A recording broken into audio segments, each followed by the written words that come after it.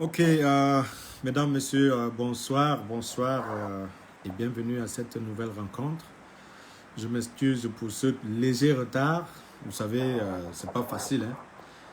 C'est pas vraiment facile avec tout ce qu'il y a comme préoccupation. Bon, c'est le docteur Abdoulaye Lazine Charé.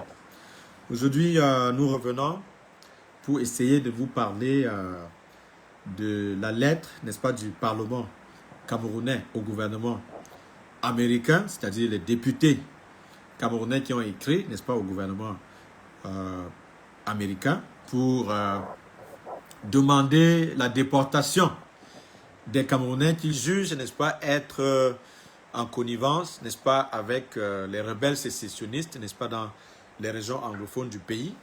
Alors, c'est une lettre intéressante et elle est aussi très curieuse parce que nous avons vu parmi les signataires le vice-président du SDF, M. Joshua Oshie. Et c'est encore plus curieux parce qu'il a écrit encore une autre lettre pour essayer de se justifier. Ça vous donne une idée du double jeu, n'est-ce pas, que nos politiciens font au Cameroun. Donc, pourquoi est-ce que nous revenons sur cette situation? C'est parce que ça vous donne une idée de ce qui se passe entre le gouvernement camerounais et le gouvernement américain, surtout avec les accusations de Human Rights Watch, qui accuse nommément l'armée camerounaise d'avoir violé les femmes, 20 femmes, et d'avoir tué des gens, n'est-ce pas, dans le nord-ouest du pays. Alors, il y a aussi le retour des États-Unis au Conseil de sécurité au niveau, n'est-ce pas, de la Chambre qui s'occupe des droits de l'homme, n'est-ce pas? Alors, lorsque le gouvernement Biden revient au Conseil de sécurité pour des questions de droits de l'homme, il y a des exigences que les Américains sont en train de faire vis-à-vis des pays où ils estiment que les droits de l'homme ne sont pas respectés. Il y a une autre remarque très importante. Vous savez, durant les 4 ans de l'administration de Trump, beaucoup de violations de droits de l'homme ont été opérées, n'est-ce pas, dans différents pays, parmi lesquels l'Arabie Saoudite. Le journaliste saoudien Khashoggi a été assassiné sur le territoire turc. Il a été démembré comme un animal. Alors, le rapport, n'est-ce pas, du service secret américain est sorti en accusant nommément le prince saoudien, n'est-ce pas? Et là, il y a des sanctions qui sont prévues pour l'administration de l'Arabie Saoudite, c'est-à-dire 96 personnes autour, n'est-ce pas, du prince héritier saoudien seront interdits, n'est-ce pas, d'entrer dans le territoire américain et il y aura des sanctions économiques envers ces responsables-là, ceux-là qui ont été soupçonnés d'être impliqués dans l'assassinat de ce journaliste de Washington Post, M. Khashoggi. Donc, pourquoi est-ce que c'est important, tout ce que je suis en train de vous expliquer? C'est que durant les 4 ans de l'administration Trump, on n'a pas prêté l'attention, on n'a pas prêté une très grande attention sur ce genre de graves violations. Vous imaginez un gouvernement étranger qui envoie assassiner un de ses citoyens sur un territoire étranger, ça pourrait conduire à une crise diplomatique entre la Turquie et l'Arabie Saoudite.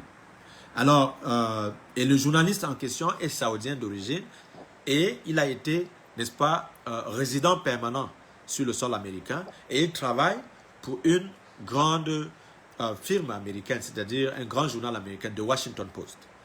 Donc, il a donc été assassiné et dans l'impunité totale, l'administration Trump n'a pas regardé cela, n'a pas déclassifié les informations par rapport à l'assassinat de ce monsieur et l'Arabie Saoudite a bien nié, n'est-ce pas, l'implication du prince héritier, n'est-ce pas, dans ce conflit. Alors, maintenant, ce qui nous intéresse aujourd'hui, c'est plutôt la relation entre les États-Unis et le Cameroun dans la crise anglophone. Parce que c'est très important qu'on y revienne et qu'on vous dise des choses, n'est-ce pas, qui se passent, n'est-ce pas, dans les couloirs diplomatiques. Déjà, je peux vous rappeler ici qu'un Américain a été tué, n'est-ce pas, dans ce conflit. C'était un pasteur américain qui a été tué. Et les enquêtes ont été menées et l'administration américaine est au courant de ces enquêtes. Alors, quand on ajoute à cela beaucoup d'anglophones qui ont été tués dans ces combats, beaucoup de soldats camerounais qui sont morts dans ces combats, on est là de plein pied, n'est-ce pas, dans une crise entre le Cameroun et les États-Unis. Je vous rappelle que les Américains avaient déjà sanctionné le gouvernement camerounais, avaient retiré les troupes américaines dans le nord du pays dans le cadre de la collaboration par rapport à la lutte contre Boko Haram. Je vous rappelle également que le Cameroun a été exclu, n'est-ce pas, du partenariat économique entre les États-Unis et le Cameroun. Donc, voilà autant de choses qui montrent effectivement que malgré le fait que les gens pensent qu'il n'y a pas de pression diplomatique, n'est-ce pas, de la part de l'administration américaine contre le régime au Cameroun, il y a bien des choses qui se passent. Il y a bien des choses qui sont en train de se passer. Et la lettre donc des députés vient tout simplement confirmer qu'effectivement, il y a des appréhensions du côté de la partie camerounaise par rapport à la crise anglophone.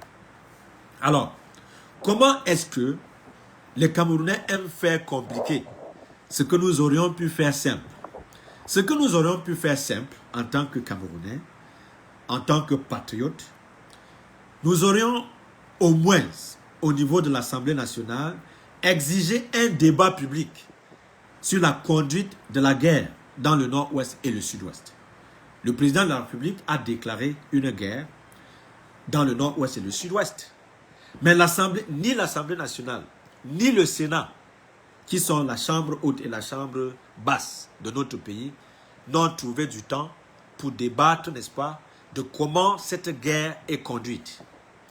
Personne dans ces deux chambres-là n'a levé de sa voix pour exiger ce débat public, pour rendre compte de cette guerre.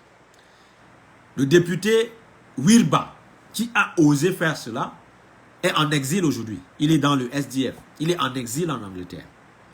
Il a d'abord fui dans notre pays, un député de la nation qui fuit les persécutions dans son propre pays pour se retrouver à l'étranger en Angleterre, dans le cadre, n'est-ce pas, de cette crise-là.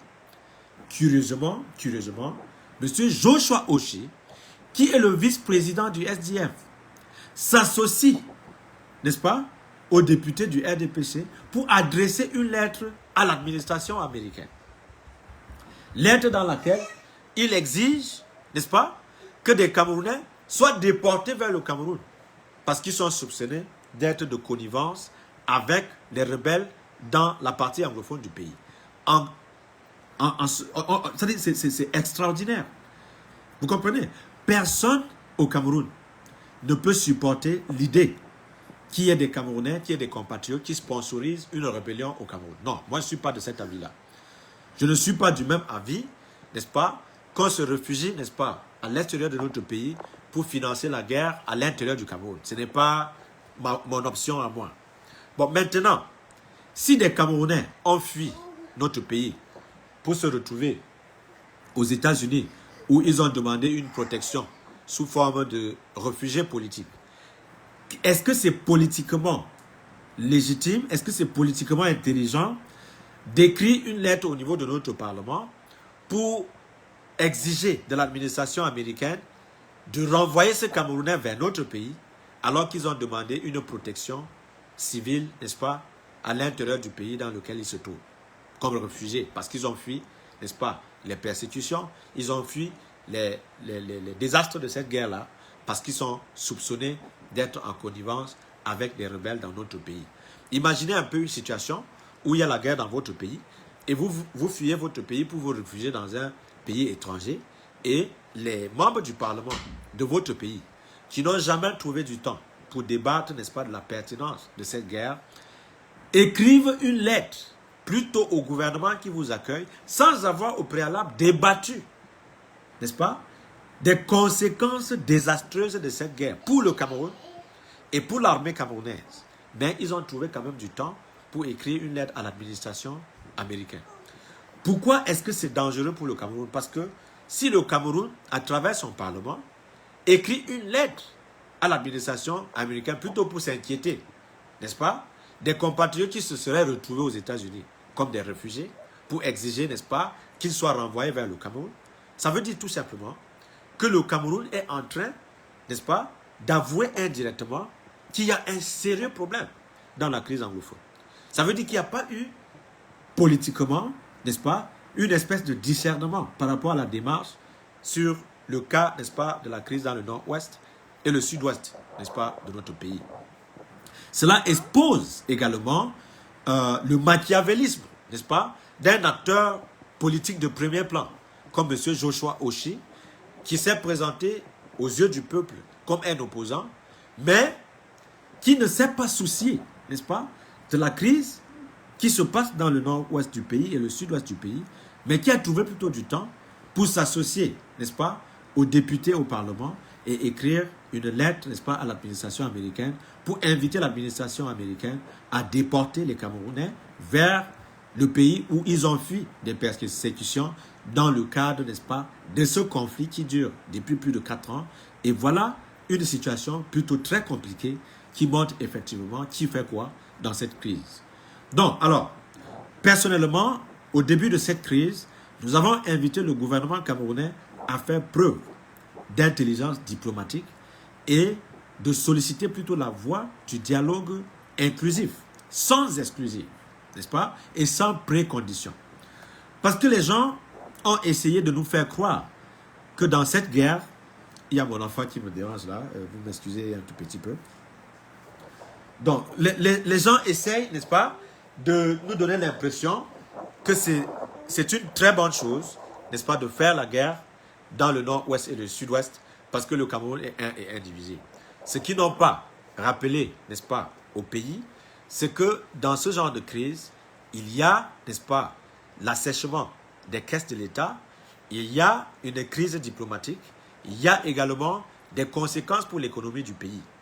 Donc, voilà ce qui se passe au Cameroun parce que plus la guerre dure, plus nous nous installons dans une espèce de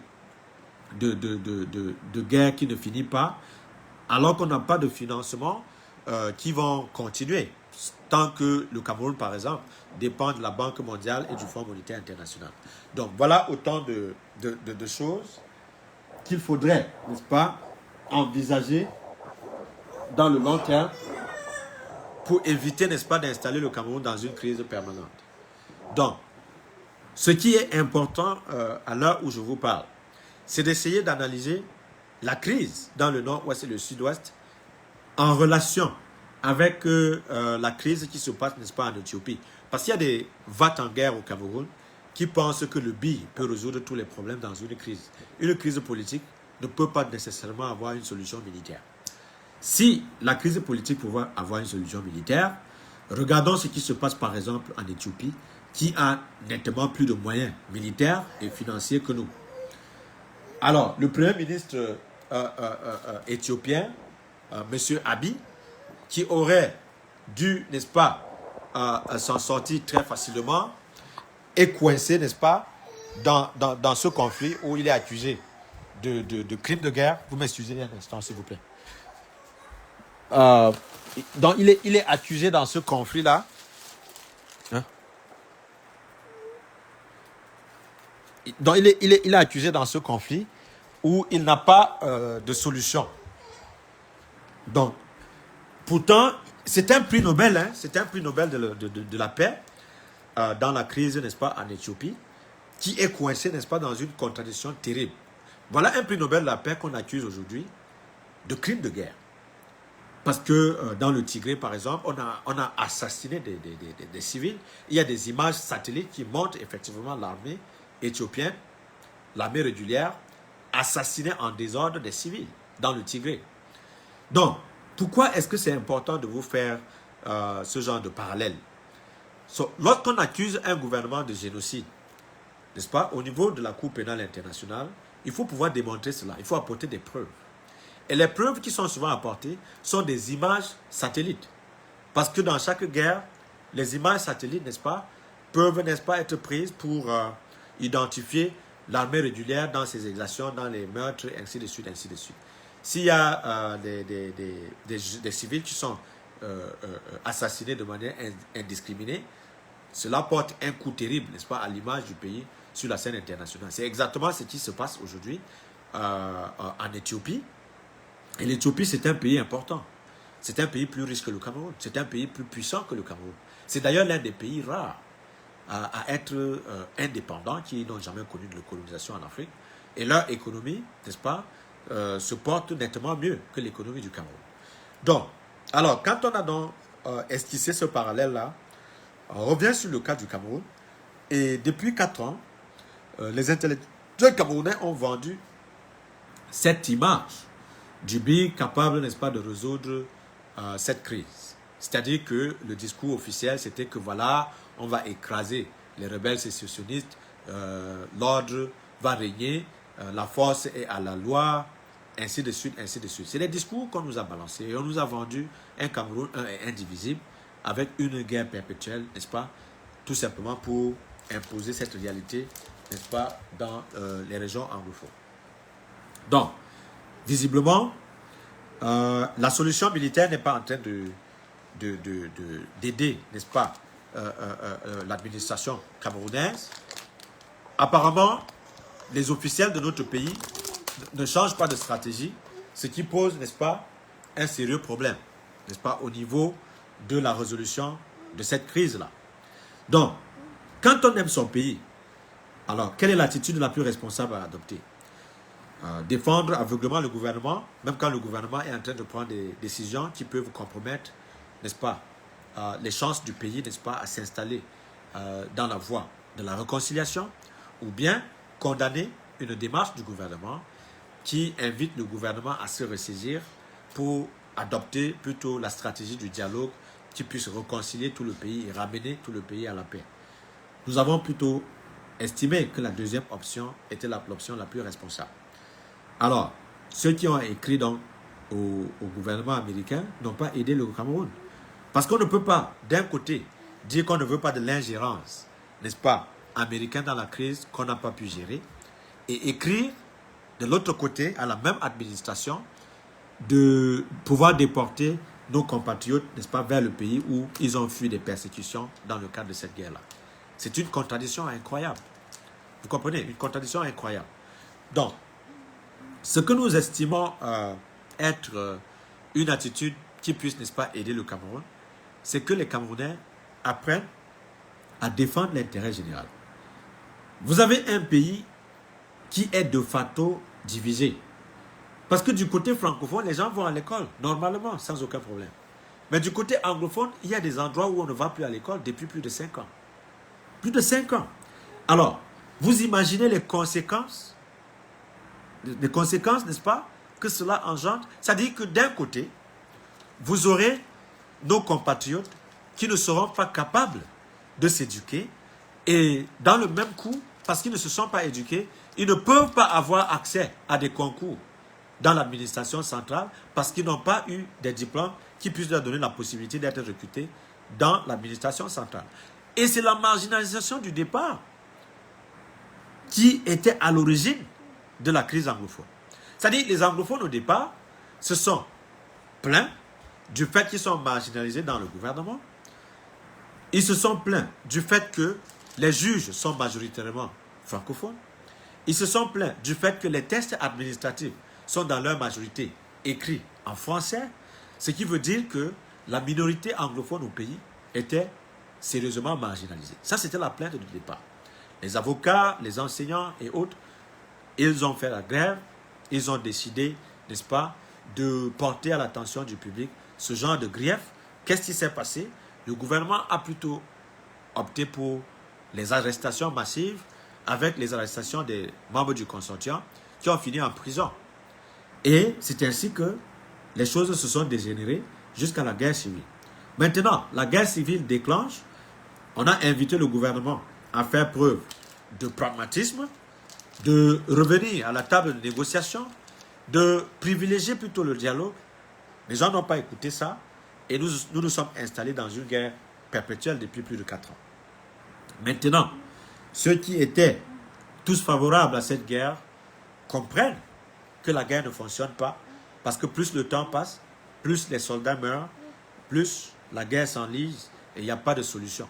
Et la communauté internationale s'impatiente. Voilà donc la situation dans laquelle nous nous sommes installés à cause, n'est-ce pas, des membres du gouvernement qui ne sont pas intéressés par la résolution du conflit par la voie pacifique. Donc, la lettre donc, du Parlement camerounais n'était pas une lettre responsable, d'après notre propre analyse. Parce que, en voulant trop cacher ce problème au Parlement, pendant plus de 4 ans, le gouvernement a fini par s'exposer en écrivant une lettre au gouvernement américain. Parce que là, avec cette lettre qui accusait, n'est-ce pas, l'administration américaine de tenir compte des mensonges, c'est-à-dire que lorsqu'on accuse le gouvernement d'avoir commis des crimes de guerre, ce n'est pas justifié. Or, de l'autre côté, il y a Human Rights Watch qui porte les mêmes accusations avec des preuves et tout. Ça donne, n'est-ce pas, une cacophonie autour de la situation.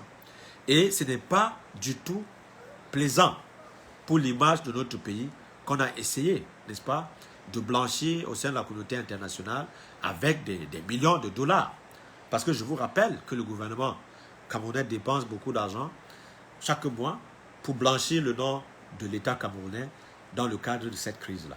Alors, vous voyez que tout cet effort-là pour essayer de cacher une guerre qui est en train de tuer massivement les Camerounais, ça n'a abouti à rien. Hein? Nous sommes installés dans une crise permanente. On ne peut pas cacher cette crise. Il y a des milliers de réfugiés camerounais au Nigeria. Les gens sont mal à l'aise. Il y a des milliers de déplacés internes. Et il y a des morts aussi. Et même au sein de l'armée camerounaise, les dents sont en train de se grincer. Il y a plus de 1000 soldats qui ont perdu leur vie dans cette guerre inutile. Donc, peut-on donc sacrifier autant de Camerounais pour préserver une unité qui ne tient pas? Ou bien, pouvons-nous être responsables pour nous regarder dans les yeux et nous asseoir sur une table de négociation pour négocier de la forme de l'État? Oui, la forme de l'État. À quoi servirait un Cameroun indivisible si nous devons tuer une bonne partie des Camerounais pour arriver à cela? Donc, voilà la question de fond. Que si vous êtes à la place du régime en place, est-ce que vous allez sacrifier autant de Camerounais, autant de compatriotes camerounais dans la partie anglophone du pays parce que vous voulez préserver une unité avec la force, une unité avec l'armée? Donc, alors, la question, elle est très simple à comprendre. Vous comprenez que ce qui fait l'unité du Cameroun, c'est le consensus autour de la forme de l'État. Et pour le moment, les Camerounais, dans leur majorité, sont prêts à négocier sur la forme de l'État parce qu'il y a beaucoup de crises à l'intérieur de notre pays. Donc voilà autant de choses qu'il devient nécessaire, n'est-ce pas, de défendre, d'expliquer aux Camerounais. Nous devons également interpeller notre Parlement, que ce soit la Chambre haute, que ce soit la Chambre basse, d'ouvrir un débat public dans la guerre dans le nord-ouest et le sud-ouest du pays. Parce que c'est très important. On ne peut pas continuer à faire comme si de rien n'était dans le cadre de cette crise qui est en train de tuer massivement les Camerounais. Donc, on ne peut pas aussi faire comme s'il n'y a pas de guerre au Cameroun. Donc, on ne peut pas se comporter comme si nous étions en paix. Donc, voilà autant de choses qu'il faudrait essayer, n'est-ce pas, de débattre publiquement. Parce que la guerre doit se débattre publiquement. Si on fait la guerre au nom du peuple camerounais, le débat doit être public à l'Assemblée nationale par rapport au déroulement de cette conflit. Donc, vous n'êtes pas obligé d'être d'accord avec moi. Moi, je dis ce que je pense. Vous êtes libre de dire ce que vous pensez. Ne faites pas simplement comme si c'est une histoire où les gens ont le monopole, n'est-ce pas, de faire ce qu'ils veulent. Les Camerounais sont en train de subir cette guerre dans leur chair. Il y a des familles qui perdent les soldats dans cette guerre-là. Parce que le politicien ne veut pas résoudre ce problème. C'est ça la vérité. Donc, je n'ai pas besoin de me perdre en conjecture, n'est-ce pas, avec votre pensée unique. Vous êtes libre de croire ce qui vous arrange. Mais, en tant que Camerounais, je dis que le Cameroun ne peut pas continuer sur cette voie-là. Parce qu'il y a les risques de sanctions économiques contre le Cameroun. Il y a des risques de sanctions, n'est-ce pas, au niveau du Conseil de sécurité contre l'État du Cameroun. C'est aussi simple que ça. Donc, si les gens veulent faire la guerre, c'est leur choix, mais ça fait 4 ans qu'on est dans cette guerre. Vous comprenez? Après 4 ans de guerre, les gens intelligents pensent, n'est-ce pas, à s'asseoir sur une table de négociation pour trouver une solution pacifique. Je vous rappelle que en Éthiopie, là, L'Éthiopie a fait combien de temps de guerre? Combien d'années de guerre avec l'Érythrée? Mais l'Érythrée a fait sécession. L'Érythrée, c'est un pays aujourd'hui. Le Soudan, là, le sud du Soudan, a fait combien d'années de guerre avec le Soudan du Nord? Mais le Soudan a fini par se diviser. Donc, ce n'est pas en faisant la guerre qu'on peut empêcher une réalité qui peut s'imposer à nous. Parce qu'il faut que les Camerounais apprennent à réfléchir. Quand vous faites la guerre parce que vous voulez maintenir une unité, c'est tout à fait normal. Mais il faut aussi comprendre que quand ça dégénère, ça peut aussi diviser le pays. C'est aussi simple à comprendre. Ce n'est pas notre souhait. Mais on lit à côté, on lit dans d'autres pays, on lit des réalités qui se passent ailleurs pour essayer d'informer les Camerounais sur ce qui peut nous arriver. C'est ça. Rien n'est à exclure dans le cadre de ce genre de conflit. Vous comprenez?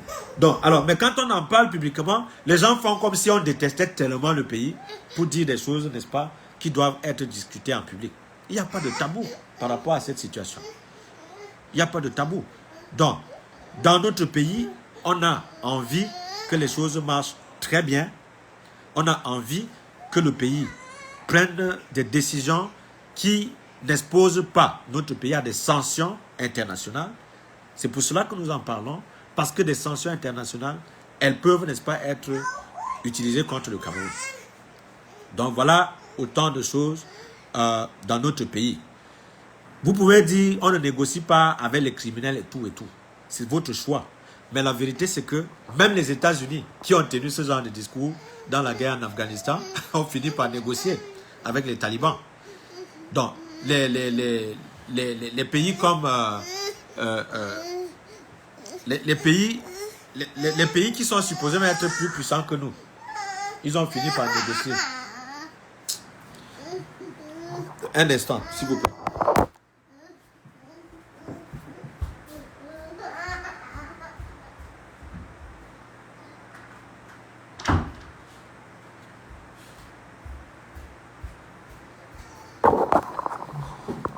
Donc, je parle ici, n'est-ce pas, d'une situation qui est difficile. Nous sommes dans un contexte international. Le Cameroun est membre, n'est-ce pas, des Nations Unies. Le Cameroun a signé des conventions internationales. Et à ce titre, n'est-ce pas, on ne peut pas faire ce qu'on veut. Tout simplement parce que on estime qu'on est dans un contexte où chacun fait ce qu'il veut. Même dans une guerre comme celle-là, le Cameroun est le signataire des conventions internationales. On ne peut pas comparer l'armée régulière du Cameroun avec des rebelles sécessionnistes. On ne peut pas.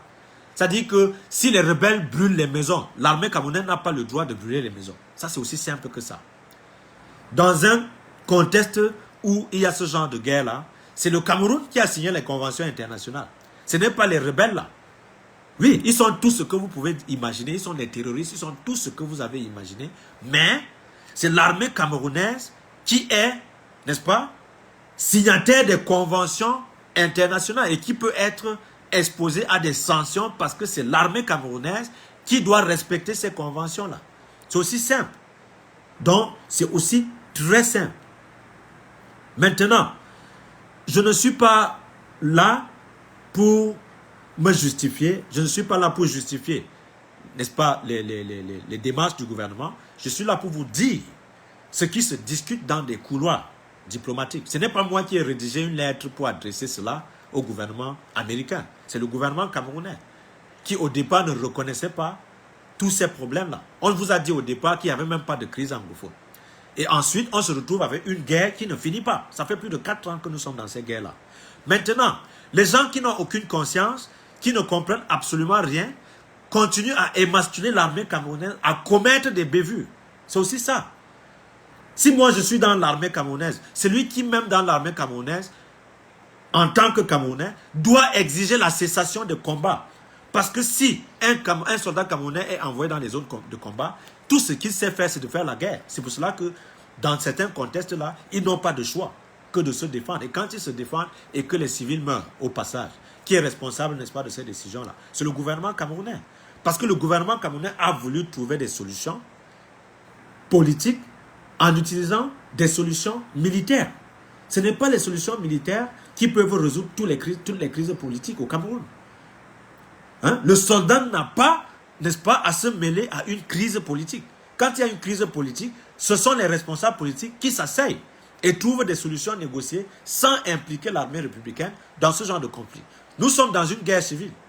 L'armée ne peut pas intervenir dans une guerre civile pour départager parce que ce sont des Camerounais qui sont en train de s'entretuer. L'armée camerounaise est supposée combattre les ennemis externes. L'armée camerounaise a prêté serment pour protéger des vies au Cameroun. C'est ça la vérité. Mais maintenant, quand l'armée camerounaise est retournée contre des Camerounais, ça devient une guerre civile.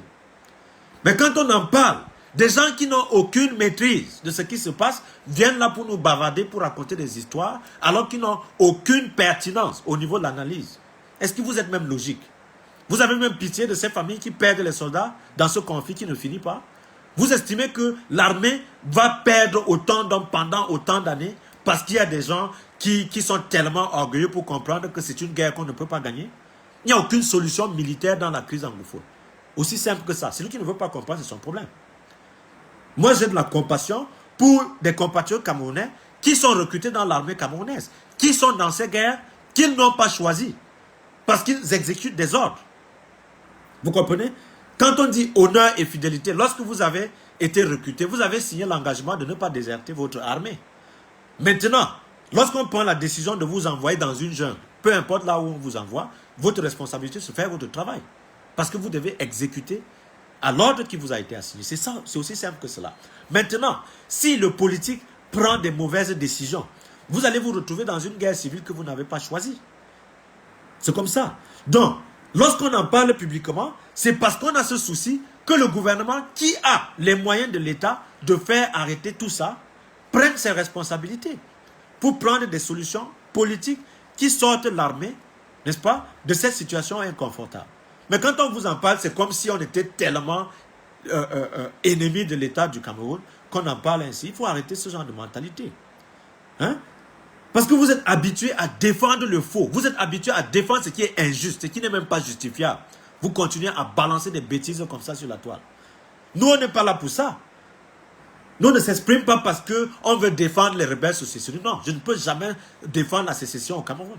Mais en même temps, je ne peux pas aussi accepter que l'État camerounais perde beaucoup d'argent et de ses hommes dans des combats qui auraient pu être évités avec des solutions négociées. Vous comprenez? En Afghanistan, ça fait combien d'années que les États-Unis sont en Afghanistan? Plusieurs années. Mais les Américains sont obligés de négocier. Vous imaginez combien de temps ils ont passé en Irak?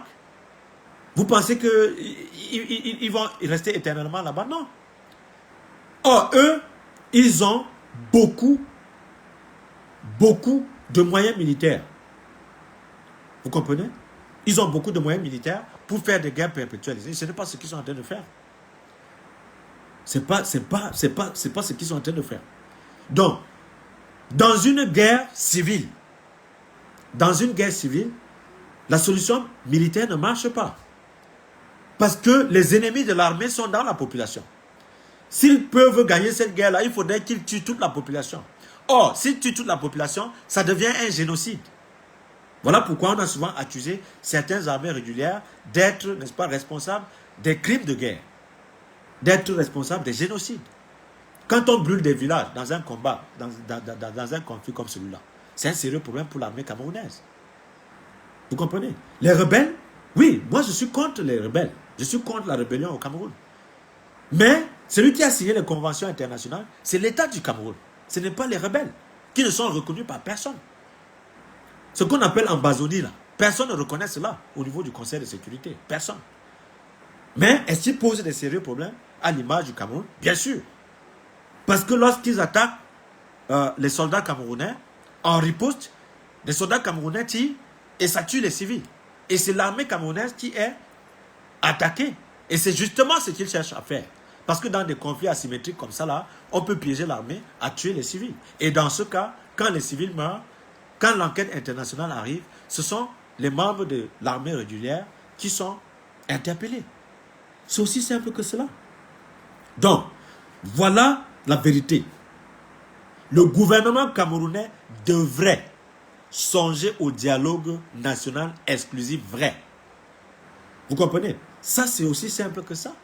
Si on veut sortir de ce bourbier, sans toutefois perdre le pays. Ça, c'est ce que je suis en train de dire. Parce que dans l'histoire des rébellions sécessionnistes-là, c'est très compliqué pour le gouvernement, qui n'a pas toujours le consensus autour de la guerre et qui a à dos la communauté internationale qui exige des comptes. Donc le gouvernement camerounais est pris entre deux feux. Déjà, la contestation qui peut venir de l'intérieur du pays et la contestation au niveau de la communauté internationale si l'on constate qu'il y a beaucoup de crimes de guerre. Quand les civils, les enfants sont tués. On a parlé de Garbo. Vous comprenez? Le monde est tombé dans les mois par rapport à cela. Ce qu'on ignore de dire également, c'est que dans ce conflit, nos soldats meurent. Ils sont tués par les rebelles. Ça, c'est aussi simple que cela. Dans ce conflit, qu'est-ce qu'il faut donc faire pour arrêter que les civils, d'un côté, ne soient pas tués et que de l'autre, nos soldats ne perdent pas leur vie en vain? C'est ça la vérité. Il faut donc trouver des solutions politiques. Et la solution politique, c'est quoi? C'est un dialogue national inclusif qui met tout le monde sur la table de négociation pour parler de la forme de l'État afin de mettre fin au conflit. C'est ça qui est la voie. Vous comprenez? C'est ça qui est la voie. Donc, lorsqu'on dit cela, les gens vont venir nous insulter, ils vont raconter tout ce qu'ils vont raconter. Ce n'est pas un problème. Mais la réalité, c'est que la nouvelle administration américaine sera intransigeante. La nouvelle administration américaine au niveau du Conseil de sécurité va poser des sérieux problèmes dans la crise anglophone.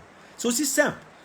Je ne suis pas en train d'inventer, c'est ce qui est en train de se discuter dans les couloirs diplomatiques. Que ce soit le vice-président américain, que ce soit le président américain, c'est des activistes qui ne vont pas, n'est-ce pas, fermer l'œil sur ce qui se passe dans le Nord-Ouest, surtout que ça fait plus de 4 ans que cette guerre n'a pas trouvé de solution. Donc il y aura des pressions diplomatiques énormes sur le gouvernement camerounais pour que les combats cessent, afin qu'on trouve des solutions permanentes par rapport à la crise anglophone. Alors, les gens tendent à ignorer, il y a aussi la crise dans le Grand Lac. Les conséquences directes de ce genre de crise, c'est qu'il y a beaucoup d'argent que nous sommes en train de perdre dans cette crise-là. Or, le Cameroun dépend du Fonds monétaire international, de la Banque mondiale pour payer ses fonctionnaires. Il y a la crise du Covid-19. La deuxième vague du Covid-19 sera catastrophique pour beaucoup de pays qui ne sont pas préparés. Or, si nous sommes dans une guerre, si nous sommes dans les conséquences du Covid-19, si l'environnement géopolitique n'est pas favorable à tout ce qui se passe, n'est-ce pas, dans le contexte de cette crise-là, nous sommes très mal partis pour nous installer dans les sérieux problèmes. Donc, ceux qui ne réfléchissent pas, ceux qui ne croient pas qu'une solution négociée nous économise beaucoup d'argent, nous économise beaucoup de temps pour parvenir à la paix, il faut simplement comprendre qu'il n'y a pas de guerre sans fin. Personne n'a les moyens financiers pour faire la guerre sans fin. Nous ne fabriquons pas les armes au Cameroun. Nous ne fabriquons même pas de l'argent au Cameroun. Ça veut dire quoi? Ça veut dire concrètement que nous aurons besoin des moyens financiers pour soutenir l'économie de notre pays. Nous aurons besoin des armes pour continuer cette guerre si on ne peut pas être suffisamment intelligent pour trouver des solutions négociées. Et si le gouvernement n'a pas de l'argent pour financer cette guerre, pour financer notre économie, pour payer les fonctionnaires, s'entêter de manière orgueilleuse pour faire une guerre sans fin, ça ne va que précipiter le débâcle du Cameroun comme État. C'est aussi simple à comprendre. Parce que ceux qui nous financent, c'est-à-dire le Fonds monétaire international et la Banque mondiale, ils ne sont pas toujours disposés à nous prêter de l'argent. Surtout si nous sommes dans un environnement de guerre qui va poser de sérieux problèmes d'endettement. Le Cameroun est déjà très endetté. Nous avons des stades qui n'ont pas été finis. Il y a beaucoup d'argent qui ont été détournés dans ces stades-là et on continue de demander au Cameroun de prêter de l'argent pour faire ces investissements dans des stades que nous n'allons même pas utiliser. C'est ça la vérité. Mais des gens assez irresponsables veulent, au-delà de ces dépenses-là, exiger que le Cameroun fasse une guerre sans fin contre une partie de sa population dans le nord-ouest et le sud-ouest, de manière infinie. Et ils pensent que c'est une solution intelligente. Ils sont des experts, c'est des gars très très intelligents. Mais en même temps, ils ne regardent pas les menaces de la communauté internationale qui viennent, n'est-ce pas, de la part de l'administration américaine qu'on vient d'installer. Parce que ça, ce n'est pas l'administration de Trump que les gens peuvent corrompre. Hein? Si on a réussi à s'en sortir avec l'administration Trump pendant 4 ans, la nouvelle administration qui vient d'arriver est en train de donner le ton sur le plan de sa politique étrangère. Qu'elle sera intransigeante avec les droits de l'homme. Voilà pourquoi ils sont en train de rejoindre cette commission qui s'occupe des droits de l'homme au niveau du Conseil de sécurité. Donc, nous on vous en parle parce que c'est l'actualité. C'est tout. Alors, peu importe ce que le gouvernement camerounais va décider de faire, ce n'est pas mon problème. Ce n'est pas moi qui gère le gouvernement camerounais. Je n'ai pas des injonctions à donner au gouvernement camerounais. Mais en tant que compatriote camerounais, j'ai le devoir de m'exprimer publiquement en sorte que ceux-là qui ont des décisions à prendre sur le front diplomatique prennent des décisions intelligentes qui profitent au peuple camerounais. Voilà pourquoi nous parlons. Nous ne parlons pas pour inciter les gens à prendre les armes contre l'État. Nous ne parlons pas pour inciter le BI à écraser des mouvements politiques ou bien sécessionnels au Cameroun. Non, ce n'est pas ce que nous sommes en train de dire. Nous sommes dans une position d'activistes sensibles aux soucis économiques du Cameroun. Hein? Quand vous êtes Camerounais, que ce soit parmi les soldats camerounais qui combattent dans le nord-ouest et le sud-ouest, ou parmi les rebelles sécessionnistes, nous avons tous nos compatriotes. Ce sont nos compatriotes des deux côtés qui sont en train de s'entretuer, qui sont en train de s'animaliser. Alors si nous avons encore un peu d'humain en nous, alors nous devons exiger que les deux parties belligérantes se ressaisissent pour retrouver la table de négociation afin d'avoir une solution politique à cette crise. Voilà ce que nous sommes en train de dire. Voilà une position responsable. Nous avons besoin de paix. Et la paix, ce n'est pas les incantations. La paix dont nous avons besoin, c'est au niveau de nos institutions. Ceux qui ont les moyens de l'État pour donner les conditions de paix doivent assumer leurs responsabilités en créant des conditions de dialogue qui favorisent, n'est-ce pas, la réconciliation entre les Camerounais.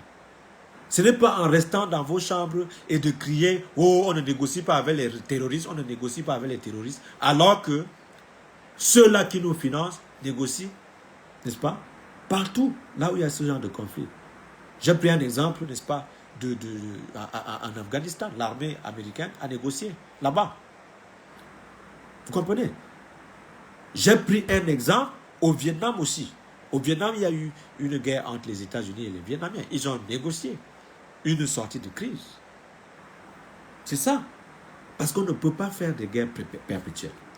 Donc cette réalité s'impose à nous. Et le gouvernement camerounais doit faire preuve, n'est-ce pas, de beaucoup de maturité, de beaucoup d'intelligence pour amener tout le monde à la table de négociation.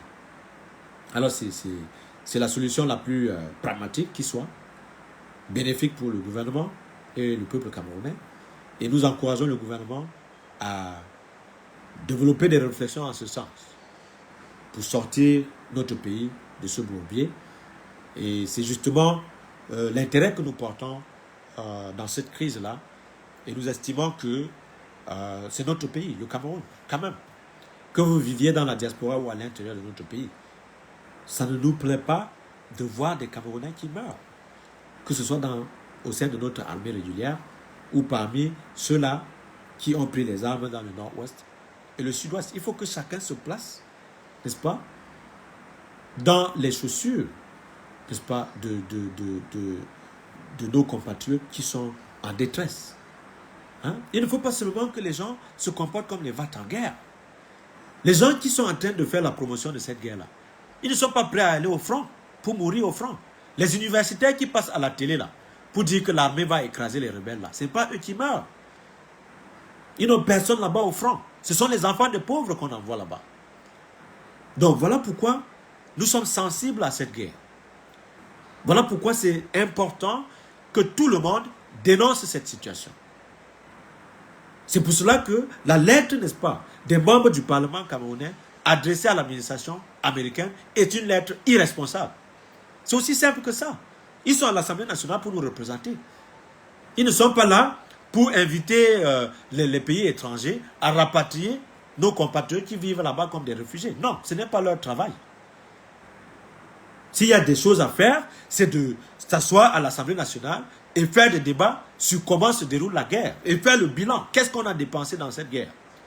Combien de soldats camerounais sont morts dans cette guerre? Combien de civils du côté anglophone? Combien de déplacés internes? Combien de réfugiés est-ce que nous avons au Nigeria? Voilà autant de questions que l'Assemblée nationale a la responsabilité de nous répondre parce qu'ils nous représentent là-bas. Vous comprenez? Ce n'est pas d'écrire des lettres pour nier la réalité. Hein? Les députés, là, même Joshua Oshi, il ne peut pas aller là-bas. Il est à Douala. Il ne peut pas aller dans le nord-ouest et le sud-ouest. Hein? Pour qu'il aille là-bas, il faut qu'il soit escorté par l'armée. Donc voilà autant de choses. Et nous estimons que ce n'était pas vraiment très responsable de la part de notre Parlement de faire cette lettre, d'adresser cette correspondance à l'armée, du moins à l'administration américaine. Ce qui est vraiment très inquiétant, c'est la position américaine qui va continuer à se durcir. Lorsque nous disons cela, les gens vont dire que l'Amérique, c'est quoi? L'Amérique, c'est la première puissance mondiale qui a beaucoup de choses à dire au Conseil de sécurité. Et je veux aussi que les Camerounais comprennent avec intelligence que ceux qui pensent que la Russie peut nous sauver de cette situation-là, ils se trompent. Ceux qui pensent que la Chine peut nous sortir de cette situation, ils se trompent. Pourquoi? Parce que les membres du Conseil de sécurité, que ce soit la France, l'Angleterre, les États-Unis, la Chine ou la Russie, parviennent toujours à s'entendre lorsque leurs intérêts sont menacés. Ils n'ont absolument rien à foutre au Cameroun. Nous pouvons tous mourir globalement. Tant que les intérêts de ces pays-là ne sont pas menacés, ils ne seront pas gênés. La preuve, en République démocratique du Congo, les gens continuent de mourir. Il y a plus de 7 millions de morts en République démocratique du Congo. Ça ne gêne personne. Jusqu'à ce qu'un Italien trouve la mort là-bas, l'ambassadeur italien. C'est là où vous avez vu l'émotion générale, n'est-ce pas, au sein de la communauté internationale. Mais on ne s'indigne pas des 7 millions de Congolais qui sont morts dans tous les conflits qui ruinent le Grand Lac. Voilà la situation. Au Rwanda, il y a eu plus d'1 million de morts. Ça n'a pas ému les gens. Vous comprenez? Donc, qu'est-ce qui vous fait croire qu'au Cameroun, même si nous perdons 1 million de personnes, ça va créer l'émoi au sein de la communauté internationale? Ça ne dit rien à personne. À partir du moment où nos malheurs peuvent renfouler les caisses, n'est-ce pas, de ces grandes puissances-là, ça ne va gêner personne. Nous, on vous le dit parce que nous connaissons exactement avec qui nous traitons. La Banque mondiale, le Fonds monétaire international, ils ne sont pas au Cameroun pour les beaux yeux du peuple camerounais. Ils sont là-bas pour le profit. Alors, nous déclenchons la guerre, ça arrange plutôt ces puissances qui nous financent. Parce que nous allons épuiser, n'est-ce pas, tout l'argent, n'est-ce pas, qu'ils nous auront octroyé dans le cadre du développement pour faire la guerre.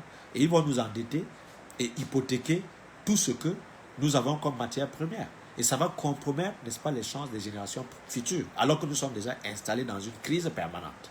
Voilà autant de problèmes.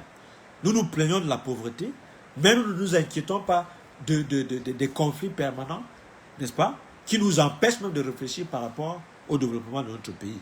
Alors quand on sort pour dénoncer ce genre de guerre qui n'a pas de sottise, les gens sont là pour raconter n'importe quoi. Oui, je parle et ça ne fait rien. Pourquoi ça vous gêne?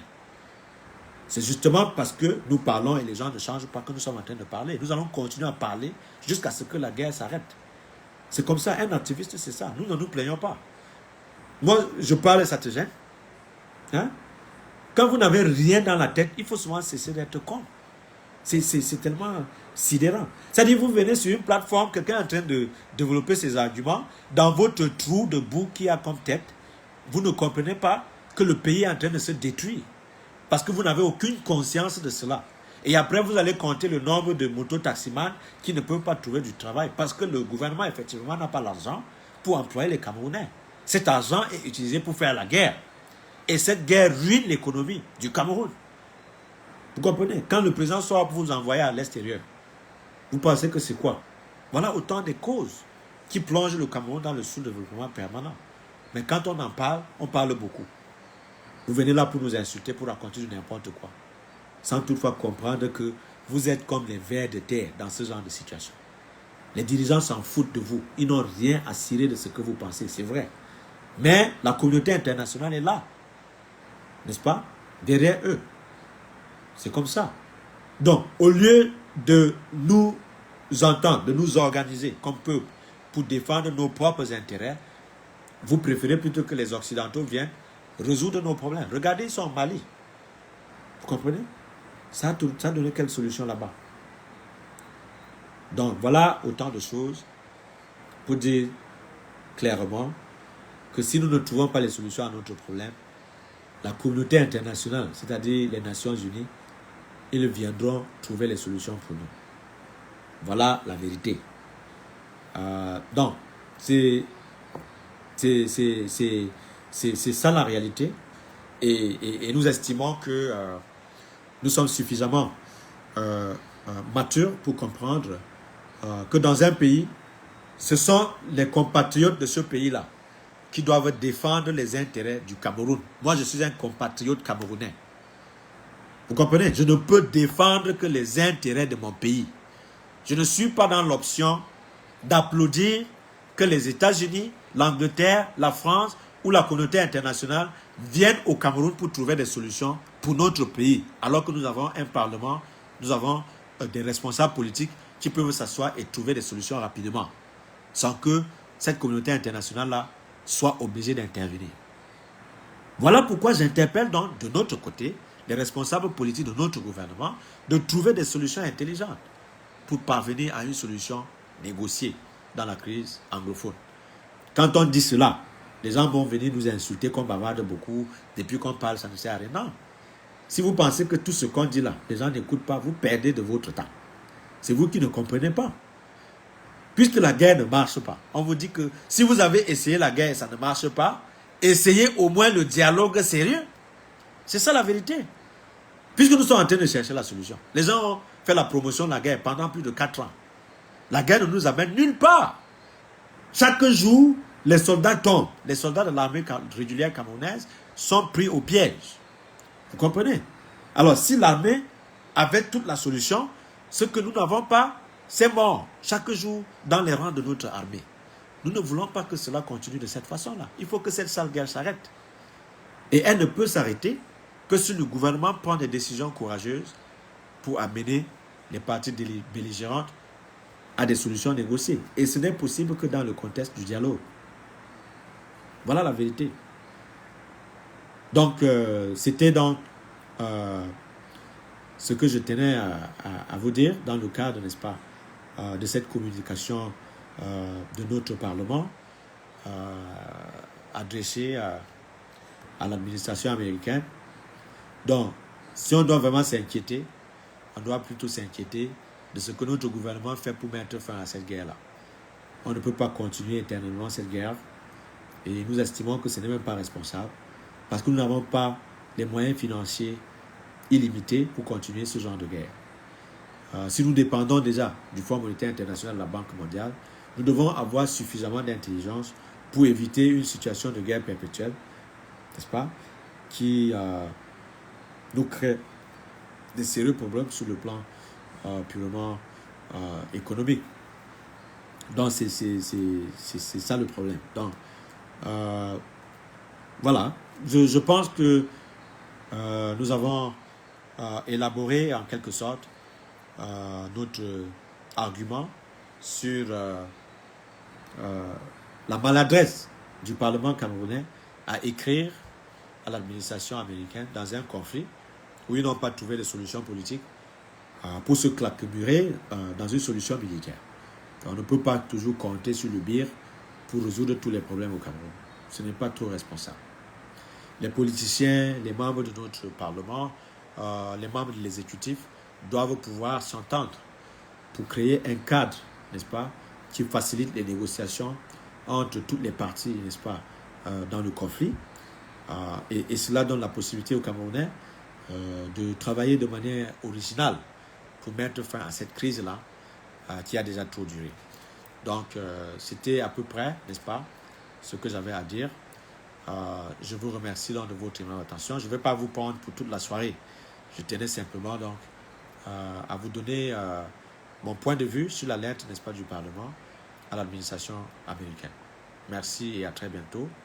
Je suis le docteur Abdelaziz Chari.